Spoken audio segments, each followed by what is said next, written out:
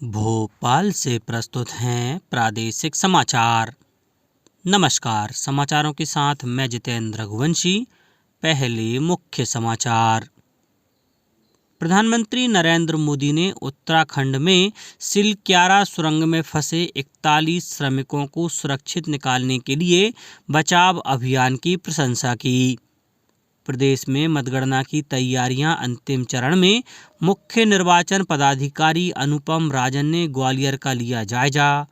केंद्रीय मंत्रिमंडल ने फास्ट ट्रैक विशेष अदालत को और 3 वर्ष जारी रखने को दी मंजूरी।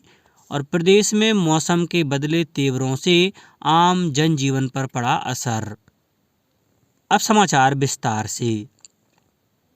प्रधानमंत्री नरेंद्र मोदी ने उत्तराखंड में सिलक्यारा सुरंग में पिछले 17 दिन से फंसे 41 श्रमिकों को सुरक्षित निकालने के बचाव अभियानों की प्रशंसा की। उत्तराखंड में 400 घंटे चला बचाव अभियान सभी फंसे श्रमिकों को सुरक्षित निकाले जाने के साथ कामयाब हुआ, जिससे राष्ट्र ने राहत की सांस ली। प्रधानमंत्री ने श्रमिकों को निकाले जाने के तुरंत बाद उनसे फ़ोन पर बात की और उनके स्वास्थ्य के बारे में जानकारी ली।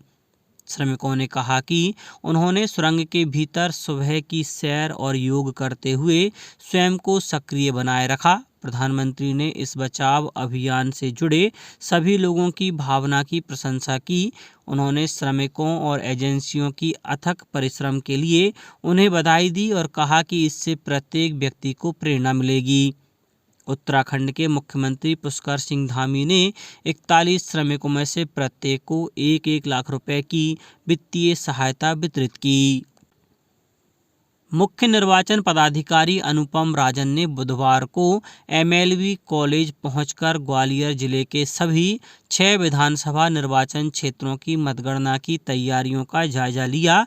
उन्होंने इस दौरान राजनीतिक दलों एवं प्रत्याशियों के प्रतिनिधियों से चर्चा की और उनके साथ ईवीएम स्ट्रांग रूम का निरीक्षण किया।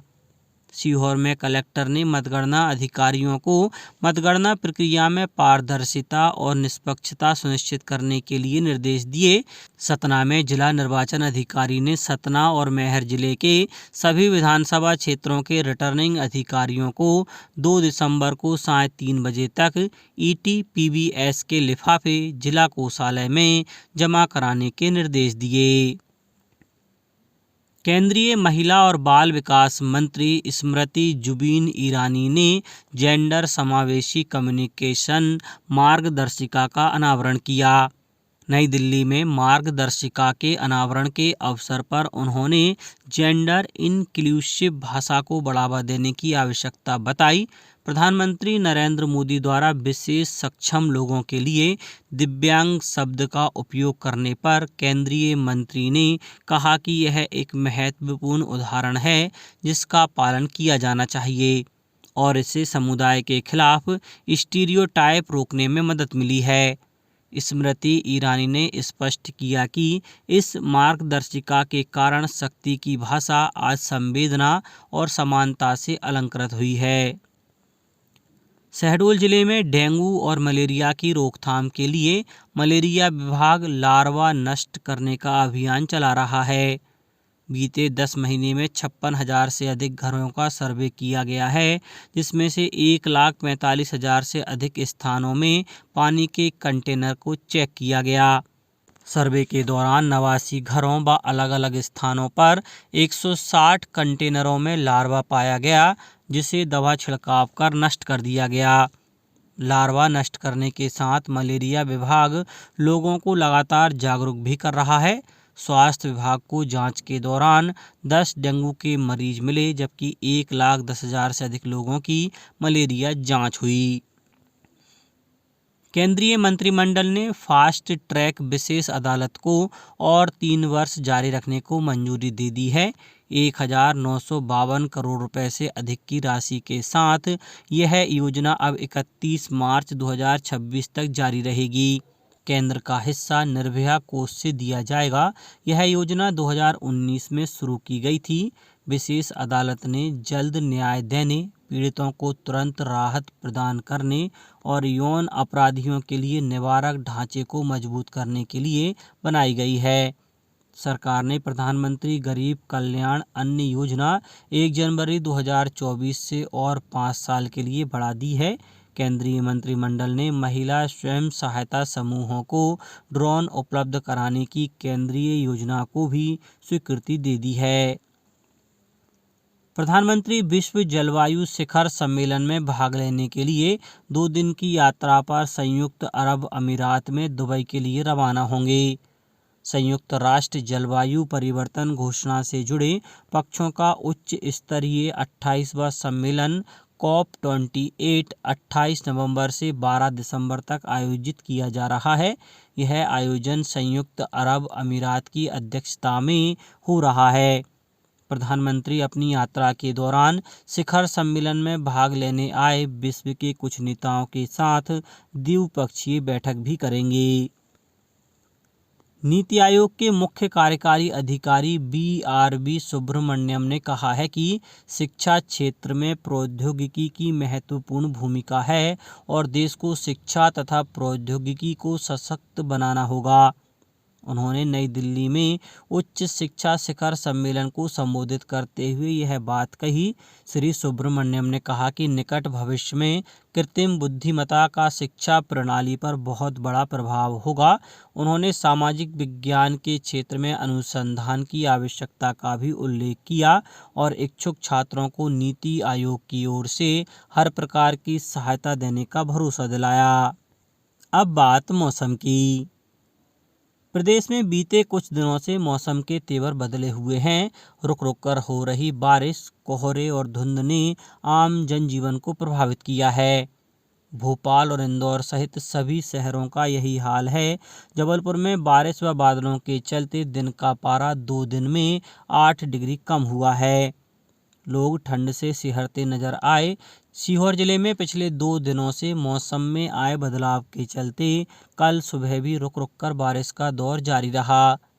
मुरैना में सुबह घना कोहरा छाने के कारण दैनिक जीवन पर असर हुआ। यहां बीते 3 दिन में उच्चतम तापमान 3 डिग्री गिर गया है।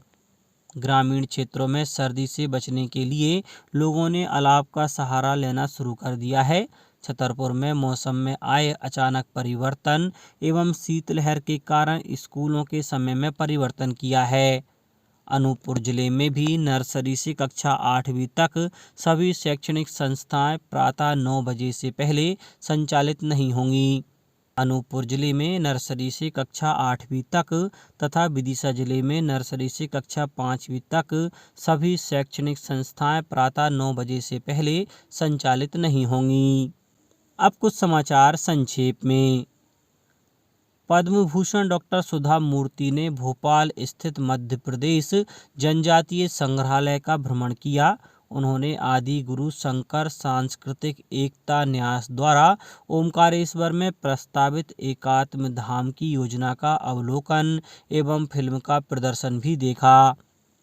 सिंगरौली में नार्दर्न्स कोलफील्ड्स लिमिटेड कंपनी के 39वें स्थापना दिवस के अवसर पर केंद्रीय कार्यक्रम का आयोजन किया गया।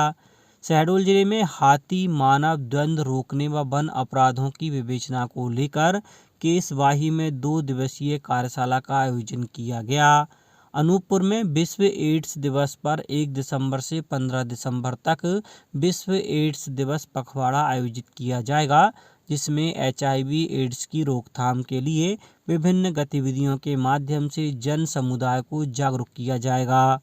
तुलसी मानस प्रतिष्ठान भोपाल में पंडित गोरेलाल जी शुक्ल की स्मृति में 2 दिसंबर तक समारोह आयोजित किया जा रहा है।